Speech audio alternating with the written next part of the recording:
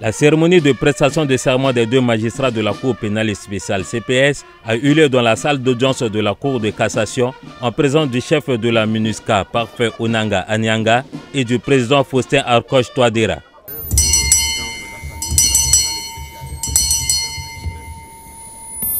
Je déclare ouverte l'audience solennelle de la Cour de cassation aux fins de prestation de serment des juges nommés à la Cour pénale spéciale. Madame Adélaïde Dembélé, répondez. Je le jure. Merci. Monsieur Michel Landry Luanga, répondez.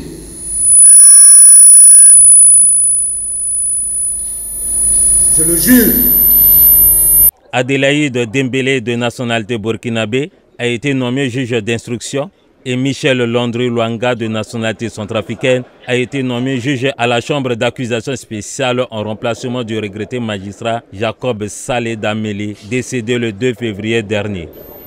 J'invite officiellement la Cour pénale spéciale à tenir le lundi 22 octobre 2018 sa session inaugurale telle que prévue par les dispositions de l'article 6 de la loi numéro 15-003 du 3 juin 2015 portant création, organisation et fonctionnement de la Cour pénale spéciale.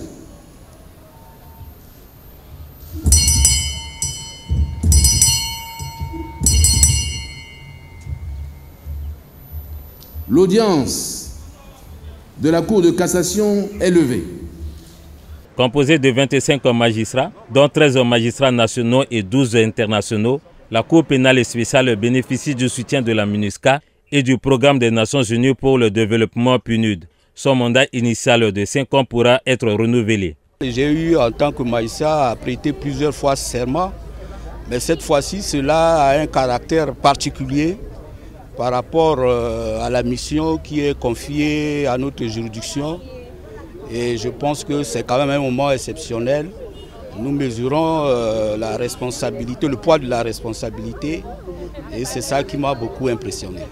Selon le procureur de la Cour de cassation, Léon Dingpi, les graves crimes relevant de la compétence de la Cour pénale spéciale ne peuvent faire l'objet d'amnistie ou de grâce. Il est désormais clair que la Cour pénale spéciale est en effet en ordre de marche pour faire son travail, qui est précisément de faire en sorte qu'en Centrafrique désormais, plus jamais, ceux qui commettent des crimes imprescriptibles, comme vous l'avez entendu tout à l'heure de la part du procureur de la République, puissent ne pas rendre compte de leurs actes. Désormais, l'impunité va être traquée, comme vous l'avez dit, et c'est donc un grand jour pour ce pays.